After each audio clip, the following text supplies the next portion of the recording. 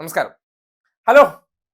Youth വ്യാജ എന്തോ കണ്ണൂരിലേക്ക് ചെല്ലുമെന്ന സ്തൂപം കെട്ടുമെന്നൊക്കെ അടിച്ചിട്ട് മണിക്കൂർ 48 കഴിഞ്ഞല്ലോ. എന്തേ ഇതുവരെ ട്രെയിൻ ഒന്നും കിട്ടിയില്ലേ? ഇനി ട്രെയിൻ ടിക്കറ്റിന് എന്തെങ്കിലും ബുദ്ധിമുട്ടുണ്ടെങ്കിൽ അറിയിച്ചാൽ ട്രെയിൻ ടിക്കറ്റ് ബുക്ക് ചെയ്ത് തരാം. വേണമെങ്കിൽ വണ്ടിക്കൂലിക്കുള്ള പൈസയും കൂടി തരാം. ഒന്ന് കണ്ണൂർ പോയി കാണിച്ചിട്ട് വാ. മാധ്യമ കോലും ക്യാമറയും കിട്ടിക്കഴിഞ്ഞാൽ ഡയലോഗ് അടിക്കാനുള്ള ആ സതീശ മണി ചെയിൻ മാർക്കറ്റിംഗ് നാവുണ്ടല്ലോ, ആ നാവ് വെച്ചുകൊണ്ട് എന്തും അങ്ങ് തട്ടിവിടാം. എല്ലില്ലാത്ത നാവാണല്ലോ. അതുകൊണ്ട് എന്തും പറയാനുള്ള ഉളുപ്പില്ലായ്മ എനിക്കുള്ളത് കൊണ്ട് ഞാൻ എന്തും വിളിച്ചങ്ങ് കൂവും. അത് ചില മാപ്രകൾ കേൾക്കുമ്പോൾ അവർക്ക് ഹരം കൊള്ളും. കാര്യം ഇടത് സർക്കാർ വിരുദ്ധരാണല്ലോ ഉള്ളത്. അവർക്ക് കോൾമയർ ഉണ്ടാക്കുന്ന ചില യൂത്ത് വ്യാജന്മാർക്കെല്ലാം കോൾമയർ ഉണ്ടാക്കുന്ന വാചകങ്ങൾക്കപ്പുറം മലപ്പട്ടത്ത് പോകാൻ എന്തേ ധൈര്യം കാണിച്ചില്ല? ഡയലോഗ് അടിയിലല്ലല്ലോ ആംബിയർ കാണിക്കേണ്ടത്, നേരിട്ട് പോയി കാണിക്കും. ഒരു കാര്യം എന്തായാലും ആ നാട്ടിലെ ജനങ്ങളോട് പറയാനുണ്ട്. അടുത്ത തവണ യൂത്ത് വ്യാജൻ ഈ ഷോ കാണിക്കാൻ വേണ്ടി ആ നാട്ടിലേക്ക് വരുമ്പോൾ നിങ്ങൾ ആദ്യം ചെയ്യേണ്ട ഒരു കാര്യം, ഇവൻ കുറെ ക്യാമറക്കാരെയും മൈക്കിന്റെ കോലുമായിട്ട് വരും. ആദ്യം ഓപ്പറേഷൻ ഇവരെ അവിടെ നിന്ന് അങ്ങ് മാറ്റുക. ഇവരെ ആ പ്രദേശത്തോട്ട് പ്രവേശിക്കാനേ അനുവദിക്കാതിരിക്കുക.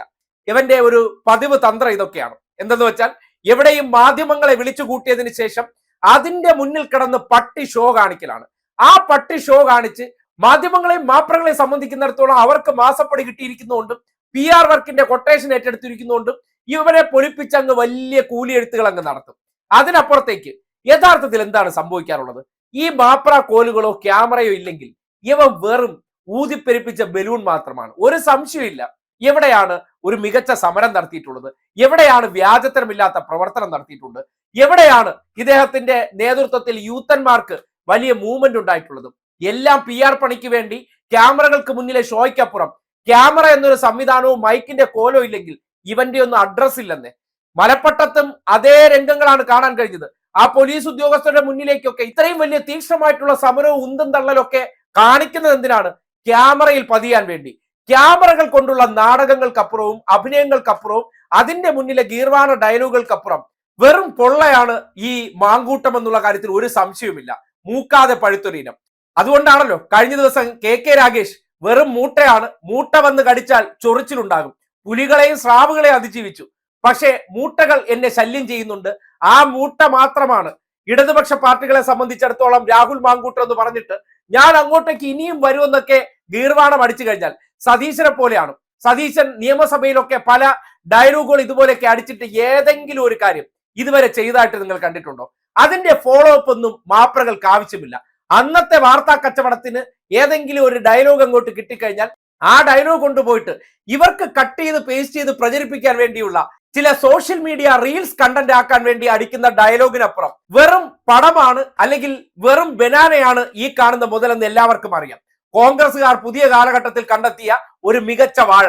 ആ വാഴ അതിലെ KK രാഗേഷിന്റെ പേരിൽ പറഞ്ഞാൽ വെറും മൂട്ടയാണ്. ഈ നാട്ടുകാരെ സംബന്ധിക്കുന്നിടത്തോളം വാചകം കൊണ്ട് കുറച്ച് ചൊറിച്ചിലുണ്ടാക്കിയതിനപ്പുറം ഒരു ചുക്കും ചെയ്യാൻ സാധിച്ചില്ല. അല്ലെങ്കിൽ ആ പറയുന്ന വാചകങ്ങളിൽ ആംബിയർ ഉണ്ടായിരുന്നെങ്കിൽ 48 മണിക്കൂർ പിന്നിടുമ്പോഴെങ്കിലും ആ പ്രദേശത്ത് വീണ്ടും ചെന്ന് നിൽക്കാനുള്ള ധൈര്യം കാണിക്കണം. ഒരിക്കലും കാണിക്കാൻ വഴിയില്ല.